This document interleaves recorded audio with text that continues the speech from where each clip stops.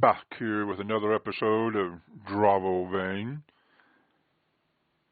And got Sebastian here. I do have one question. You know the Hershey's Kisses candy? Yeah, Now, if they came from France, would that make them French kisses? God, I hope so. You know how awesome that would be? Lots of tongue.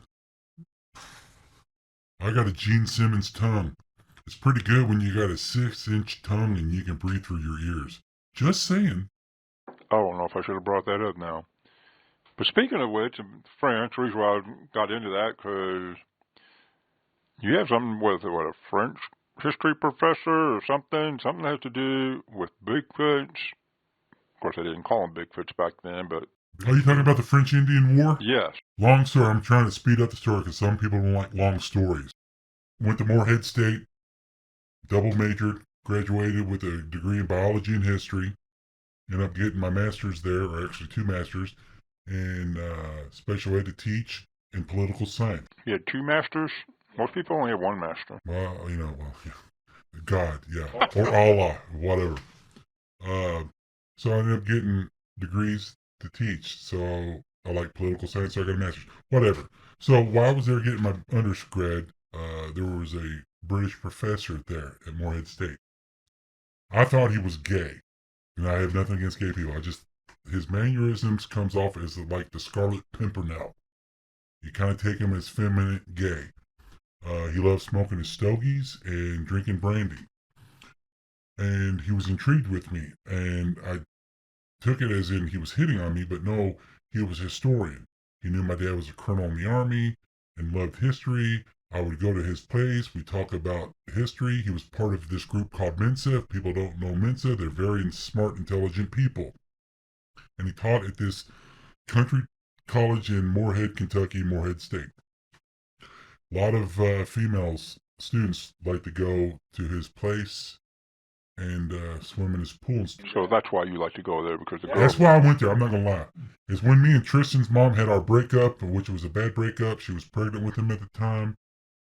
I went there looking for one thing only: to hook up with the female student body. And that's when I found out he wasn't gay. Well, that's the best bodies to look for. Oh hell yeah! Oh totally. Especially when they're rich country girls, families own coal mines, and they send their girls there, their daughters there. Oh, me a city boy. Oh hell yeah! But so, we would sit there and talk about history and military stuff while like 12, 14, 16 college girls would be swimming in his pool or in his hot tub in bikinis. We'd be sitting there talking about history. He'd be drinking his brandy, smoking his cigar, and we'd be talking military and history. And I remember as a child, my dad would tell me about this story of this British officer. At the time, he was a private in the British military during the French Indian War. But during the Revolutionary War, he was a captain in the British Army. Oh, but to remind the viewers, your dad was what now? He was a colonel in the United States Army. He had security clearances that Joint Chiefs of Staff didn't have. I don't know anything about military. I know weaponry and battle tactics and all that, but military, how things work, I don't understand. But he was a colonel in the army, and he was a very significant person. He knew Schwarzkopf, he knew Colin Powell, General Gates, all these other guys. And my professor at the time knew this, and he just took a liking to me, and I'm glad he wasn't gay. Thank God he wasn't gay. But, I'd go to his house numerous times a week. We talk politics, we talk military and all this and that. So he started talking about this story, and I stopped him. I was like, Mike told me the same story, but I can't find this story in any history books, nothing. And back then, we didn't have social media like we do today. I've tried to look it up in social media today. You find this particularly. So I always thought it was bullshit, but when you have a college professor who's British in a hick town, Morehead, Kentucky, at Morehead State, telling you the same story that your father told you, it puts some, credibility to it. And then you've heard from other military or professors telling you the same story. So there's got to be some legitimacy to it. But I can't find it anywhere. I've looked it up, can't find it. I don't even know the guy's name, but he wrote memoirs, his journal, and they've been published. Apparently, I don't know. It was during the French Indian War, and for those of y'all who don't know, the French Indian War was fought in Canada and the Americas. It went from 1754 to 1763, and it was the French Indians versus the British and their Indian counterparts. So anybody seen The Last of the Mohicans, there's truth to that. Those people actually existed. Now I don't know about Mohicans, but Mohawks existed, Hurons existed, Fort Monroe existed, all these battles existed. This British officer, and now we're going to the Revolutionary War of 1776, he wrote in his memoirs, and he was a private in the British Army during the French Indian Wars. And this was in upstate New York. And that they were following their counterparts, the French Indians, to find them, to ambush them, to fight them, draw them into battle. And one night, the French Indians were coming up through this valley, and the Native American Indians that helped the British said, "We don't go in this valley, it's their land." And the British took their land as in the Indians that were helping the French. So out of respect, because back then it was a gentleman's war. You had rules of war that you don't have today, or honor, I should say. So the British decided they weren't going to go in this because they didn't want to disrespect the Indians that were helping the French. Lost in translation here. Well, that night, they heard gunfire throughout this valley. They heard French guys screaming. They heard Native American Indians screaming. They were like, what is going on? And the British officer at the time was like, no, we're going to stay here. And we'll figure out what's going on the next morning. So all through that night in this valley, in this mountain ridge in upstate New York, there was the Indians and French fighting somebody. And the British thought they were fighting other Indians or other British regiments. And they later found out that there was no British in the area except for them. So the next morning came, they went through the valley, and what they found was just horror. And the guy wrote in his journal, the character I'm talking about, and I don't know what his name is. All right, I don't know this character we're talking about. I don't know his name. I've been told it, I just don't remember it. And this is from his memoirs, his journal. They went through this valley and they saw Native American Indians and French soldiers torn and ripped to shreds apart. Not by hatchets, not by muskets, but like something just ripped and tore these guys apart. You saw heads lying all over the place, intestines, limbs, torsos, arms, legs, you name it. Up in trees all over the place. They found one person survive, and it was a French cat. It was so delusional that the British officer, because the British officers knew how to speak French, because they fought against each other hundreds of years. And the British officer, like, what he's saying is not making sense. And when the British went in, the Native American Indians that were with the British refused to go in, except for one Indian. One Indian goes, I'll go in with them. If they die, I'll die with them. And this one Native American Indian, and I want to say he might have been Pawnee or Cherokee, I don't know, but whatever the Indians that helped the British, he went in with them when the other Indians wouldn't. He's, surveying the area, and he goes to the commanding officer and is like, "Yep, it's their land. They were in there and they didn't like them in there, and they killed them." And the British officer was like, "Why would Indians kill their own?" He's like, "No, no, no, no. It's the big hairy people's land. We don't come in here. It's their land." And the British officer's like, "What do you mean big hairy people?" And he's like showing footprints and tracks. And it was something like almost out of Predator. You know how Billy the Indian, it was like Major, I don't know what's going on. He's talking to Arnold Schwarzenegger. They're firing in every direction. Well, they were firing their muskets in every direction. It's like they were being attacked by every direction. Indians were attacking with the French in every direction. Like they were being ambushed by something that wasn't Indian, that wasn't British, that wasn't even French, wasn't even human. And he's showing the footprints. And the guy's writing down in his journal of everything he's witnessing because he's a private at this time. And the discrepancy of the footprints of human-like footprints to Indian footprints to big, massive human-like footprints. And they did a different type of measurement back then, and I don't know what the measurement was. But it wasn't centimeters or meters back then or foot. It was something that they used. And it was drastic. And the Indians like, we need to go because come dark, they're going to come back and finish us off. They don't want us here. So they took the one French survivor, and he wasn't a French soldier. He was a French trapperman that helped the Indians help the French. They took him back. They didn't interrogate him, but they questioned him, but he was so hysterical it wasn't making sense. And the Indian that helped him was like, that's the big hairy people's land. We don't go there. So when they reported back to their commanding officers, they're like, listen, something attacked these French Indians. We don't know what. So we're going 20 years now in the future. We're now in the American Revolutionary War. This private back then that we're talking about, the main character in his journal, he was a private back in the French Indian War. He's now a captain in the Revolutionary War. And now they're in upstate New York. And Cornwallis was the head of the expeditionary force for the British.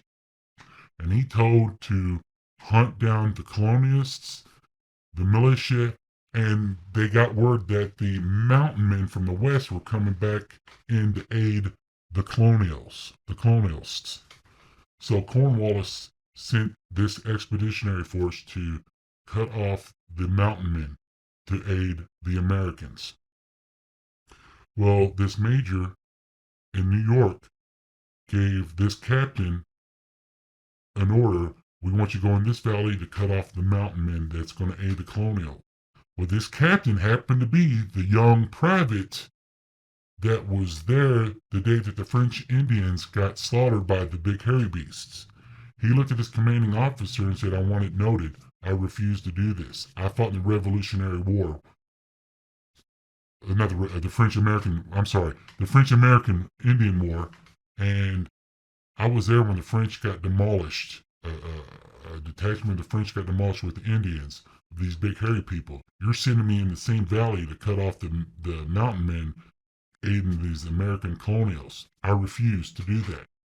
The major's like, I command you. He's like, with all due respect, I'm going to disobey this. He goes, then I'll court-martial you and we can execute you. He's like, then I'm going to be executed. I know what I saw and what I heard. I refuse to lead my men into this area. So he got arrested, got relieved of duty. They promoted the lieutenant to a captain, and the captain took his soldiers, the British soldiers, into this valley to head off the mountain men from the west, the frontiersmen, we'll call them. They were frontiersmen to help aid the colonials. Days went by, they did not hear from this British detachment. And it was like 4 or 5 days. And they sent couriers in. Those couriers didn't come back.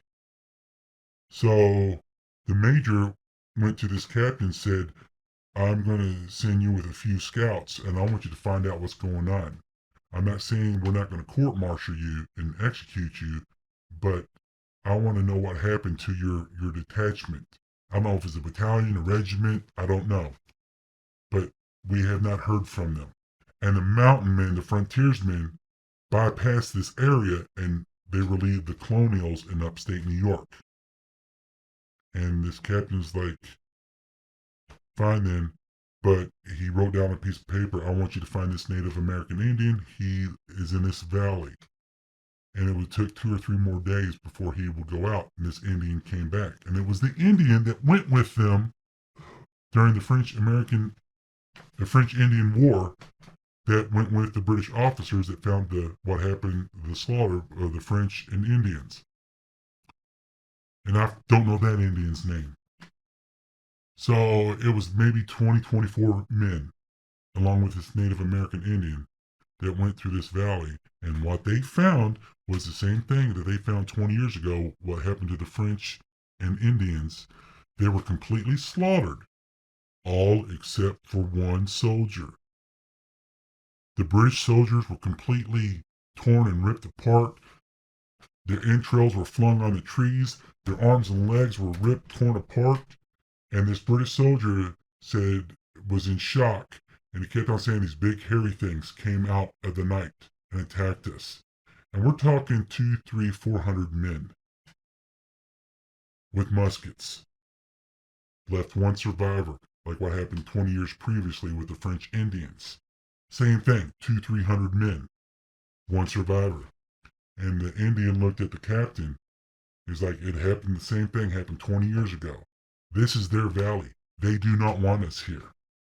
So, went back, took the names of everybody in his detachment, his regiment, whatever it was, and said they're all dead except for this guy.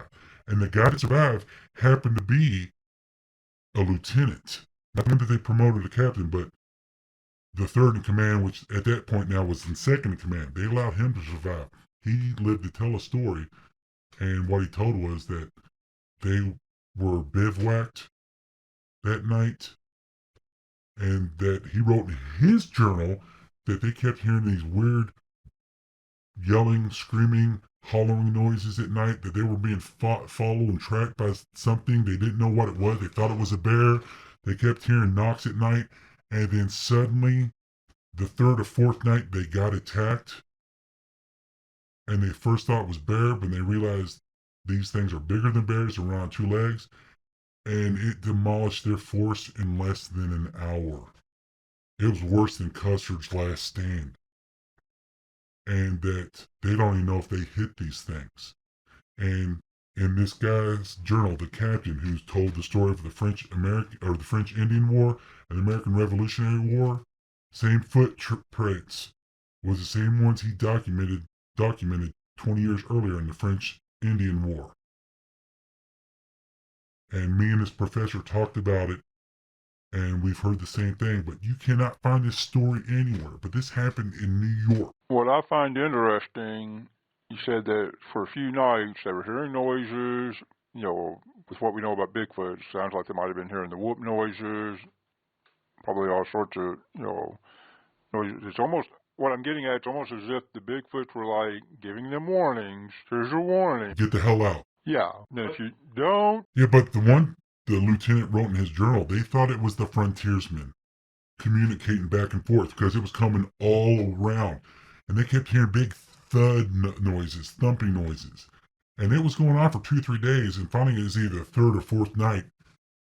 It was just, they got overran at night. And the fact that there was a lone survivor, I'm taking that as an impression we're going to leave one alive to warn the others. That's what the Native American Indians said, because the captain wrote it down in his, ledger, journal, memoirs, that back 20 years ago in the French Indian War, that was a message, don't come in here. And then 20 years later, now in the Revolutionary War, doing the same thing. This is our land, stay the fuck out. And he went to his commanding officers. They were told, at first they didn't believe them, but when they talked to more and more colonials or colonial people and Indians that were still around, they're like, oh yeah. And they kept getting the same thing. And they read this guy's journal, realized there might be some legitimacy to this. And to keep it hush-hush, we'll give you a rank of colonel.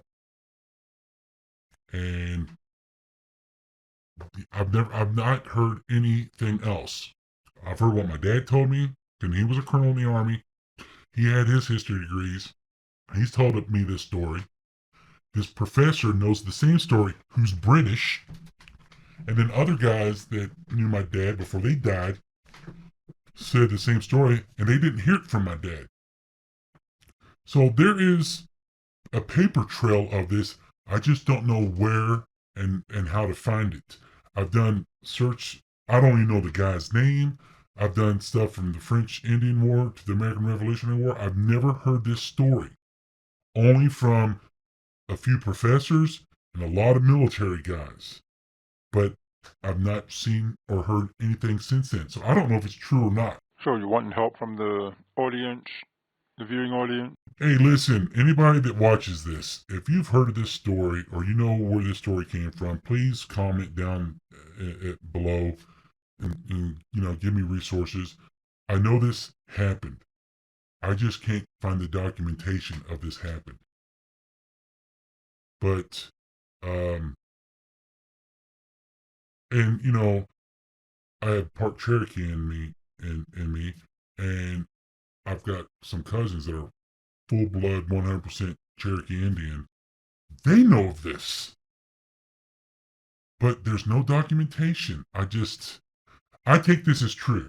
I take this as fact. And like what we say here at Dravo Vein, fact or fiction, truth or lies, you decide. I do believe this. I just can't prove it and find the documentation of it. Isn't there a story, or is this related to the same thing? Isn't there a native tribe that has had a history at one point of warring with the Bigfoot? Yeah, but this was out in the west of,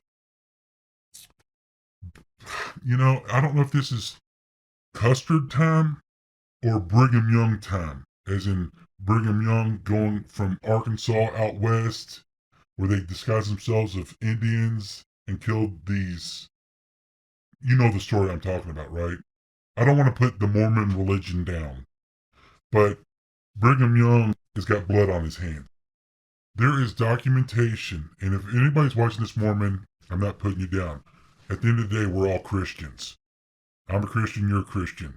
There is documentation that Indians fought wars against Sasquatch because they would either take their females or their kids, either for mating or food.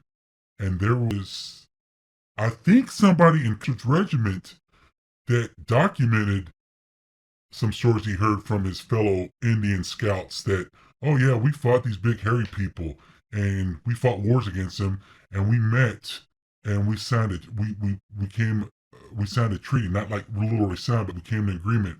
We won't kill you all don't kill us. This is your area, this is our area. The rivers, the separation. And I want to say this was in the Dakotas. I could be wrong, but it was something not in the eastern part of the United States, but more in the Midwest. Like it could be Iowa or North Dakota, South Dakota, Colorado, Montana. I don't know, but I know it was a hilly, mountainous area that the Indians and Bigfoots fought each other, and they made a pact, a treaty that we won't kill you, y'all don't kill us, you don't hunt our people, we won't hunt yours. And some tribes do talk about, yeah, they've made their peace with Bigfoots that we don't hunt and go to war against you all don't hunt and war against us. So maybe that's where the Indian had heard that before and knew, it's like, this is their land, we stay away from it. I wouldn't put it past it. But, I've said this in another video that the Catholic Church, through their exorcisms, they do acknowledge Native American Indians to help them with exorcisms. Thus, the dream catchers. When you see some of these stories on YouTube about exorcism with the Roman Catholic Church, they do have Native American Indians on occasion help them with the blessing of a house or the capture of the evil demonic spirit. So I do believe there is some truth, a lot of truth, to Indian folklore and legend. So that's my story on that, what I've heard. Well, there you have it, folks. And as you said before, if you like these videos, hit the like button, subscribe, and share. Because we love to tell you more stories here at Dravo Vein. Fact or fiction, truth or lies, you decide. And I told all the guys that do this video, give a huge shout out to people that are trying to be censored by YouTube and the left. I'm giving a huge shout out to the Bell Life, Trey and Dum Dum and Puker, to Houston Jones, to the Quartering, to Jeremy at Geeks and Gamers, to Tim Pool. YouTube and the left are trying to put these guys down to shut their YouTube channels. Go and support these guys. Like their videos, share their videos, and give a shout out to them and let them know that Dravo Vane supports them. So I'm giving a shout out to those guys. We're fans. We love you all dearly, and we'll keep watching you guys. And I hope you all enjoy Dravo Vane. Until next time, fact or fiction, truth or lies, you decide.